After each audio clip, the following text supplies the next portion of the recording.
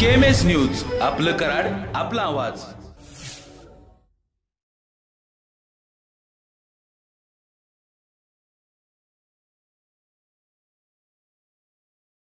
दुर्गा नवरात्री उत्सव मांगल्याचा, उत्सव भक्तीचा, उत्सव स्त्री शक्तीचा। KMS चॅनल खास नवरात्री उत्सवानिमित्त घेऊन आलाय विशेष कार्यक्रम जागर नवरात्रीचा।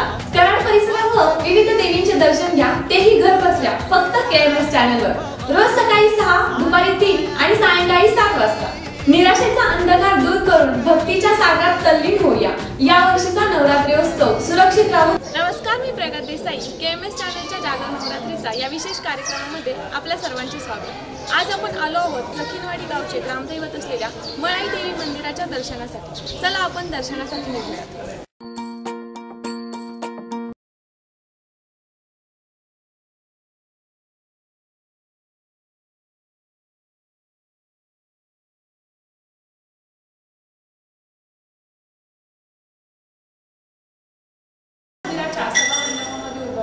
या मंदिराला मुखरध्वज मंदिर असं म्हणतात आणि त्यासोबत या मंदिराला ऐतिहासिक अशी पार्श्वभूमी खूप चांगली आहे। आपण बघतो या सभा मंडपामध्ये हे पूर्ण जे बांधकाम आहे हे पूर्वीच्या काही लाकडी बांधकाम होतं। आता हे त्यांनी चेंजेस करून हे अशा प्रकारे करण्याचं कारण असं की या ठिकाणी यात्रेला वगैरे मोठ्या प्रमाणात गर्दी असते, तर लोकांना अडचण होऊ नये आणि त्यांना हे सोयीचं जावं म्हणून त्यांनी हे बांधकाम केलेलं आहे। हे जर बघितल्या ह्या दगडी बांधकामामध्ये आहे, वरून त्याला त्यांनी चेंजेस केले असतील, पण जी मेन प्रतिकृती आहे ही तशीच ठेवण्याचा त्यांचा एक चांगला प्रयत्न आहे। त्याचबरोबर मंदिराच्या मुख्य गाभाऱ्यामध्ये प्रवेश करताना वरती त्यांनी एक छोटीशी प्रतिकृती तयार केली। त्याचे जे चित्र काढले ना त्यातून देवाची थोडक्यात ऐतिहासिक माहिती देण्याचा त्यांनी खूप चांगला प्रयत्न केलेला आहे। भस्मासुराचा वध करण्यासाठी विष्णूने घेतलेला मुलगीचा अवतार हाच इतिहास थोडक्यात मांडण्यासाठी यांनी या मंदिराच्या आतमध्ये गाभाऱ्याच्या आतमध्ये प्रवेश करण्याच्याच वरती एक छोटंसं चित्र काढून हा इतिहास त्या चित्रामधून मांडण्याचा प्रयत्न केला आहे।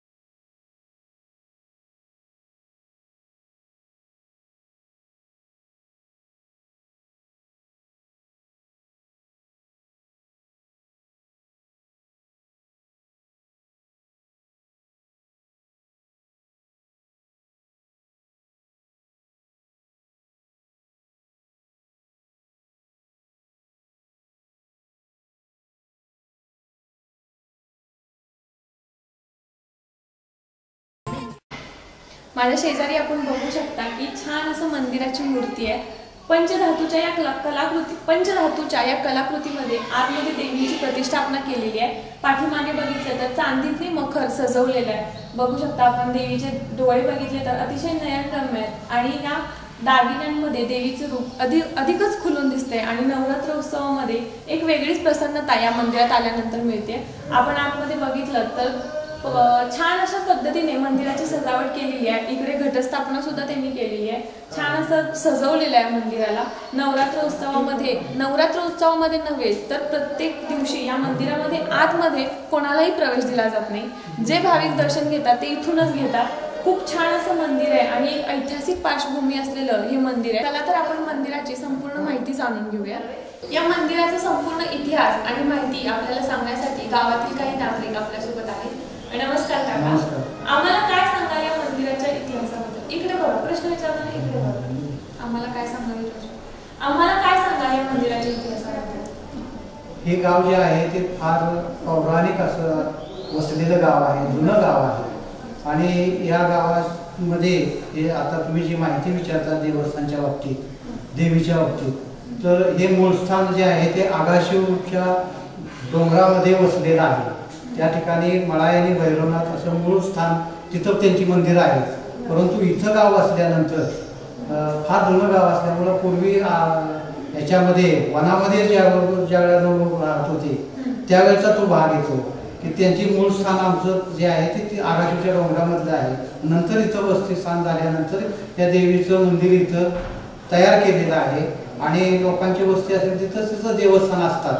त्या दृष्टिकोनातून हे देवस्थान जे निर्माण त्या लोकांनी केलं ते मूळ स्थान गृहीत धरूनच इथं निर्माण केलेलं आहे. मळाई आणि भैरवनाथ, मळाई देवी म्हणजे हे मूळ असं आहे की भस्मासुराचा वध करण्यासाठी विष्णूने घेतलेला मोहिनीचा अवतार म्हणजे मळाई देवी. हे अर्धनारी नटेश्वर असं या देवीची मूर्ती आहे. आणि या आमच्या या गावामध्ये देवस्थानाच्या स्वरूपातून वर्षातून 6 वेळा या छबिना निघतो आणि शिवाय मंगळवारी आरती होते. सकाळ संध्याकाळ देवीची पुजारी आरती करतात. ठराविक लोकांना ठराविक बाबीचा मान आहे. अतिशय शांततेनं व्यवस्थित सुस्थितीत असं हे सर्व आम्ही गावच्या लोकांचं सहकार्य अतिशय चांगलं असल्यामुळं आम्ही ते या देवीचं पावित्र्य ठेवलेलं आहे. त्या दृष्टिकोनातून आम्ही पूजा अर्चा वगैरे सगळं जे आहे, इतर ठिकाणी देवाचे इनाम असतात परंतु या ठिकाणी मान आहे. आमच्या 4 मानकरी या संपूर्ण देवस्थानचा कारभार पाहतात.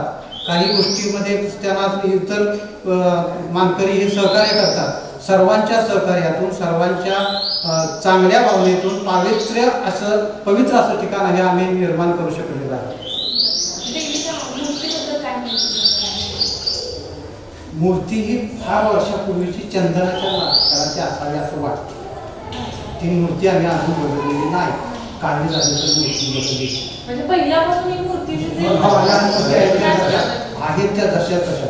आता किती वर्षाचे आहेत त्यांच्याकडे 100 वर्षाच्या दरम्यान वाद.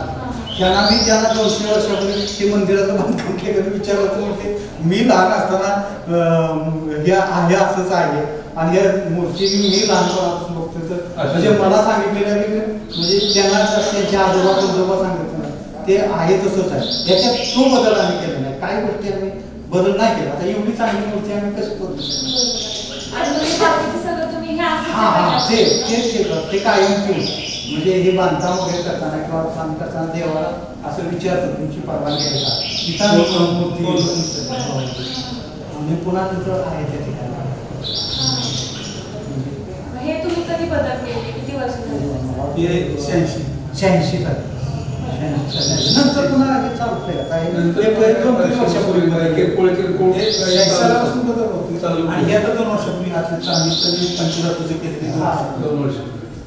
वैशिष्ट्य काय आपल्या या मंदिराचं?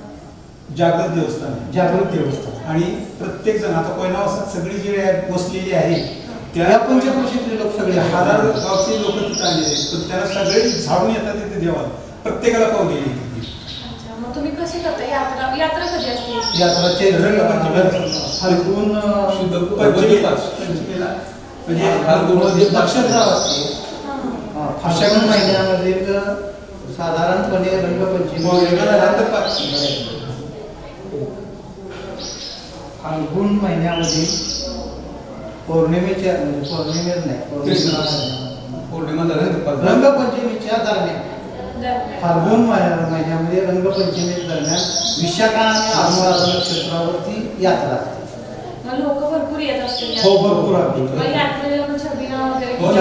रात्रभर छबिना असते. असं संध्याकाळी चंद्र उगवल्यानंतर चंद्र उगवल्यानंतर छबिना निघतो आणि सूर्य उगवल्यानंतर मंदिरामध्ये गावातील सगळे लोक पंचक्रोशीतले गावच असं नाही. इथून जी सुरुवात होते ते तुम्ही असा प्रदक्षिणा पूर्ण गावाला हे मध्य रस्ता. लोक कुठून येतात? या म्हणजे बहुतेक जे भाविक आहेत बाहेर गावी असणारे भाविक सगळे यात्रेला आलेलेच असतात. आटके, मलकापूर, कापीर, गोळेश्वर या शेजारच्या गावामध्ये ज्यांना हे आहे देवस्थानचा संबंध आहे. कारण मुली वगैरे गेलेले असतात ना आणि त्यांचे संबंध काय ते सगळे जनरली कसं आहे इथून गेलेल्या मुली त्यांचे नातेवाईक वगैरे ज्यांना हे वाटतं जागृत देवस्थान ते सगळे येतात. खूप गर्दी खूप म्हणजे ते इतकं मोठं आहे ना त्या ठिकाणी जिथून वेशीमधून तिथून ते इथंपर्यंत लोक सगळेच असतात. असं मंदिरामध्ये मंदिरामध्ये काय ठराविक तेवढे आमचे कागददार येतात म्हणून तो एवढं मोठं सभा मंडप वगैरे सगळं तयार केलं. हे करता येत नाही. लोकांची गर्दी होते. एवढा मॉब की मंदिरामध्ये बसू शकणार. मंदिरामध्ये कोण येतात फक्त हे आम्ही पालखी दर्शनाचे पालन भाविक येतात काही एकदम घोळका करते नम्राने शिस्त पद्धतीने शिस्त पद्धतीने. 9 दिवस दररोज संध्याकाळी आरती असते ना. संध्याकाळी इथं ड्युटी वगैरे असते सगळे. आता ठराविक मानकरी ते आत येतो आणि बाकी लॉकडाऊनमुळे हे ओपनच नाही.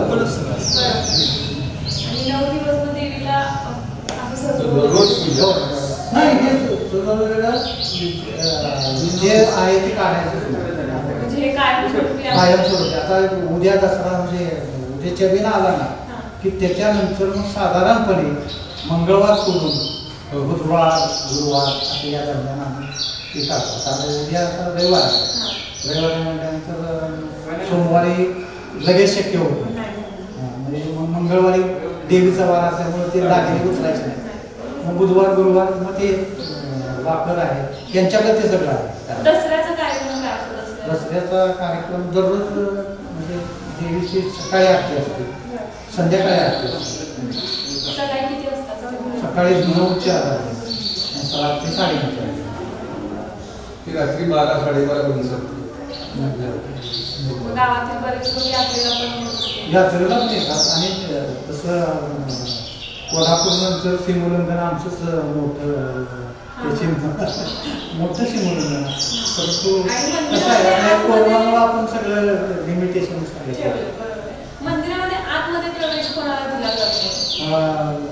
भाविकांना प्रवेश नाही फक्त पुजाऱ्यांना प्रवेश. तसं काय काय दर्शनाला हे ज्या वेळेला आता हे लॉकडाऊनमुळे हे नेहमी उघडं असतं ना. मग येणाऱ्या लोकांना म्हणजे आता ते बाहेर लेडीज बसतात या दोन्ही बाजूला लेडीज बसतात. ते जे ठरले भाविक म्हणजे आमच्या गावात नाही.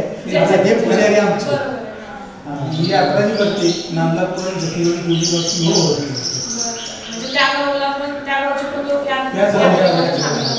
आणि त्या तिथली काठी येते तिथली काठी येते शासन काठी येते. आणि कापीला आमची पालखीला त्याला देव आंघोळीला जाणं म्हणतात आणि घटस्थापनेला देव आणणं म्हणतात.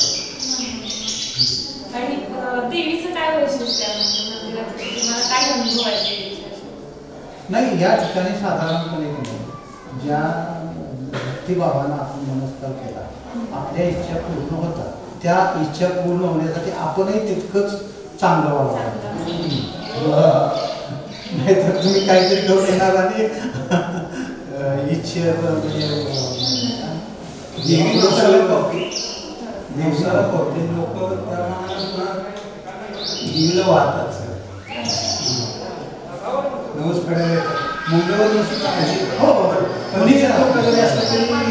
शासकीय अधिकाऱ्यांचा काही परत येतात. मला स्वतः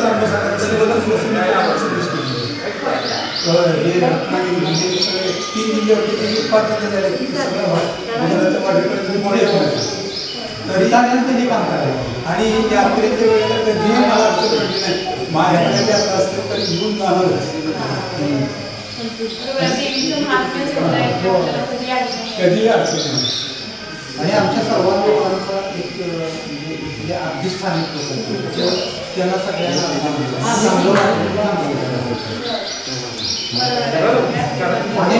आम्ही दररोज देवाचं दर्शन घेतो. आम्ही दररोज येणार रोज म्हणजे त्याशिवाय बाहेर जात नाही.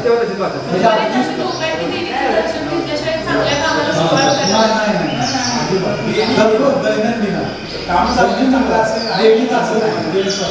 आमच्या गावातले देवी सगळे दररोज देवाला आणि मंगळवार शुक्रवार मी बरेच येतात.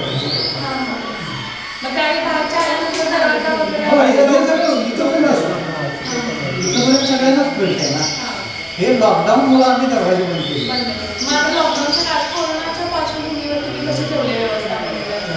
ते दरवाजे बंद आणि थांबायचं नाही. आम्हाला लोकांना सांगावं लागलं दसऱ्यामध्ये सर्व लोकांनी नागरिकांनी कसं वागायचं म्हणजे यावर्षी जाणार नाही, गर्दी करायची नाही. मानकरी आहेत तेवढेच बाकी नाही असं सांगावं लागेल. म्हणजे एक आठवडा आम्हाला सगळ्यांना सूचना करून सांगून त्यावेळी कंट्रोल झाला. खूप चांगल्या पद्धतीने कंट्रोल केलं इथे गर्दी नाही खूप छान लोक किती आजार कोरोना आजार हा असा आहे की संसर्ग आणि इथं लेडीज आले नाही बसतात हळदी कुंकू लावून बसतात उठत नाही. दसऱ्यात आधी सगळ्यांना केळं खरका वाटेल ते बसत ज्ञान बसतात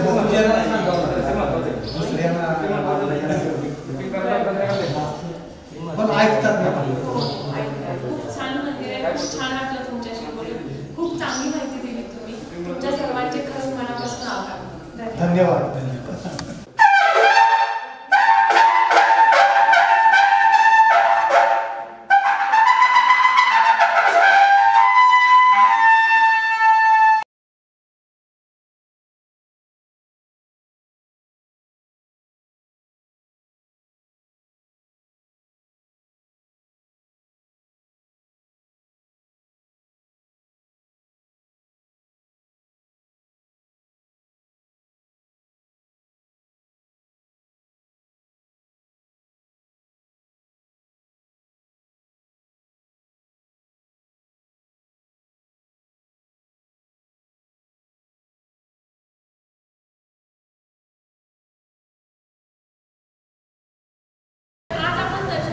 जखीनवाडीमधील माळाई देवी या मंदिराचे जागर नवरात्रीचा या कार्यक्रमाच्या माध्यमातून कराड व कराड परिसरातील सर्व देवींचे दर्शन आपण घरबसल्या घेतले व या कार्यक्रमाला प्रेक्षकांचा मोठा उत्स्फूर्तपणे प्रतिसाद मिळाला.